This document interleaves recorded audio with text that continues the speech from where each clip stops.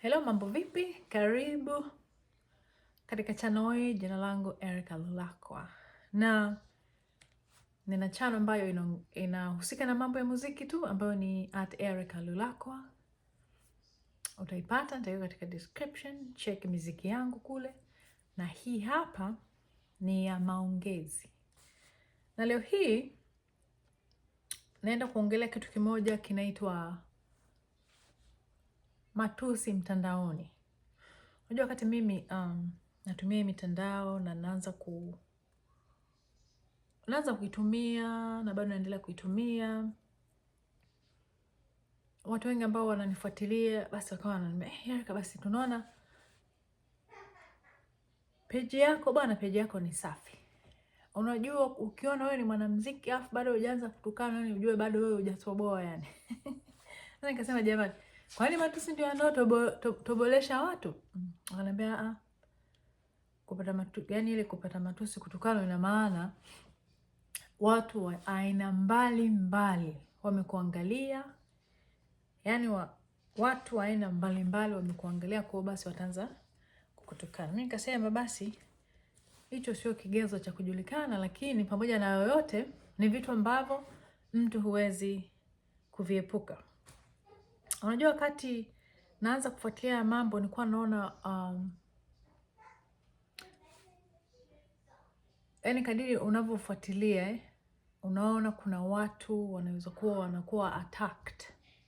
Yani mtu anashambuliwa kwa matusi. Kuna watu, mimi na hata kama sikosei, wewe mwenyewe utakuwa umeshuhudia kwamba kuna watu wameshambuliwa mpaka kuna kiasi inafika wale watu wanaoshambulia, wale wanaotukana, sasa inafika wakati inabidi waache sasa waanze kuwapenda wale watu. Kwa hiyo unamkuta mtu ametukana, alafu baadaye yule mtu anatukana anakuja kwanza kukupenda sasa, kukusifu. Sasa unajiuliza, ni watu wa namna gani? Sasa katika utafiti wangu nikaja kugundua hivi. Kwanza, kuna watu wale wanatumia mitandao na lengo lao ni kuja tu mtandaoni maskini na kutukana watu. Yaani wanakuwa hawana kitu chochote cha maana kinachoendelea maishani mwao. Kwa hiyo yeye anaona kuja mtandaoni na kumtukana mtu tena ambaye hamfahamu wala hamjui wala hata hajawahi kumsikia, siku hiyo tu ndo kamuona, basi unaona tu linaenda kuwekwa tusi la nguoni. Kwa hiyo kugundua kwamba moja wapo wanakuja, mtu huyo husika anakuja kumalizia hasira au kuondoa ule ugonjwa wake wa akili kwa mtu huyo ambaye anamtukana. Alafu mwisho wa siku hata haondoi maskini. Unakuta tatizo bado linaendelea.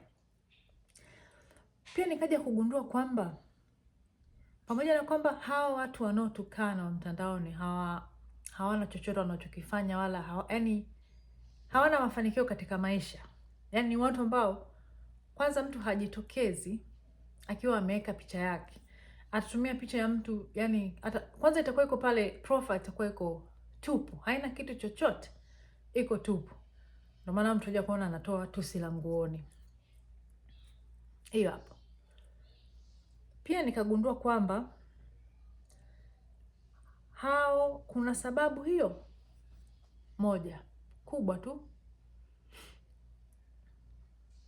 Pamoja ni kwamba watu ambao wanahangaika katika maisha ya kawaida, lakini pia kuna uwezekano wana ukosefu wa afya ya akili.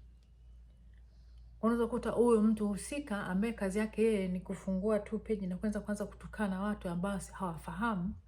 Unakuta huyo mtu husika anakuwa ana msongo wa mawazo unaopelekea baada muda fulani kuwa na ugonjwa wa akili. Kwa hiyo mwisho wa siku yani anaona mimi nikienda mtandaoni, mimi nikienda kumkuta Erica nikamtukana hata kama simjui, sawa tu. Afisa yeye ajui kwamba hivi pale unapokuja unaanza kumtukana mtu, kumbe pale unamsaidia yule unayemtukana, yani wale haimuongee, yani kwanza kwamba haimpunguzi chochote. Sana wewe utakuwa yani umesaidia tena ile page ya yule mtu kufanya nini? Watu kuendelea ni kuangalia, fulani katukana, ngoja na mimi nikaangalia. Kumbe ile sasa inapokuwa vile, basi interaction ile inakuwa kubwa. Lakini sisemi kwamba hiyo inatakiwa ni mojawapo ya njia ya watu kuja kumalizia stress zao kwa mtu husika ambaye hata hawamfahamu. Unaona? Sasa wewe kama unaniangalia hapa na tabia yako, au kuna mtu yote ambaye unamfahamu ambaye tabia yake ni kuingia mtandao na kutukana na watu, mwambie aende akachekiwe afya ya akili, kwa sababu hicho sio kitu cha kawaida sasa hivi. Yani kama wewe ndo ulimwengu sasa, wewe unaingia mtandaoni kwenda kutukana mtu hata umfahamu, ni matusi ya nguoni. Hiyo sio. Mimi nitamwambia kitu. Najua sasa tokea ni muda karibia miezi 6 hapa, mimi wa followers wameongezeka wengi sana na nimekuwa na views nyingi sana. Sasa katika ile katika milioni 100, unajua wamejitokeza watu 3 tu ambao mimi labda nawafahamu katika page yangu. Mimi katika page yangu hakuna mtu ambaye alishakuja pale akanipa tusi kubwa, hapana. Hiyo sijai kuona. Sana sana kwa watu wale ambao labda wananipost mimi sijua au wananitag, ndio siku moja inatokea tu, afu unakuta mtu labda nikiwa tagged, afu nikaenda nikaangalia, ndio nitakuta labda mtu ametukafu na vile. Hivi mtu kwa katika watu milioni 100 ambao wameshaniangalia, kama ni kutukana, yani hazidi matusi hayo 3. Yale matusi makubwa yale ya nguoni yale, hayazidi hayo katika milioni 100. Na hii naongelea katika zile insights za Instagram. Pale kwenye dashboard pale unaangalia kwamba mwezi huu kutoka kipindi hiki mpaka hiki milioni 100 watu wameangalia. Ukienda kucheck comments zote ziko positive, zote nzuri tu. Kwa nini nasema kuna watu ambao wako wachache wale ambao bado akili zao hazijakaa sawa, na kwani zina ugonjwa na hawajajitambua. Kwa hiyo ni wakati wa wewe ambaye kama bado unaenda mtandaoni kutukana watu, kwenda kumuona daktari, kwa sababu hauko salama. Hata pale unapoenda kutukana mtu, huweki ile picha yako basi ujue kwamba kumbe fulani kajionyesha basi kwamba yeye ndio yeye anatukana, basi ili aweze kupata. Hamna. Kwa hiyo ujue kwamba kuna tatizo la akili hapa, na unatakiwa ukamwone daktari mara moja ili uweze kusaidiwa, kwa sababu katika ulimwengu wa sasa hamna mtu anayeenda tu ovyo ovyo mtaani huko anatukana watu, kwa sababu mtandaoni ni mtaani. Ambia leo naenda kuingia mtaa wa Instagram kule, nikasalimia watu fulani, nikawasifia watu fulani, nikaangalia fulani leo amefanya nini, leo Erica kaposti nini cha maana ambacho naweza kukiangalia nikajifunza. Badala yake unakuja huku unakuja kuweka tutusu, yani from nowhere. Kwa vitu vingine mtu ukisoma hivyo unacheka, vingine unaonea huruma maskini, unasema ningemwona huyu mtu hapa ningeenda kumshauri amone daktari. Kwa hiyo kama wewe bado, leo nimeongelea ili kwamba kama bado unaingia mtandaoni kutukana watu, wewe una ugonjwa wa akili, nenda kachekiwe kwa daktari.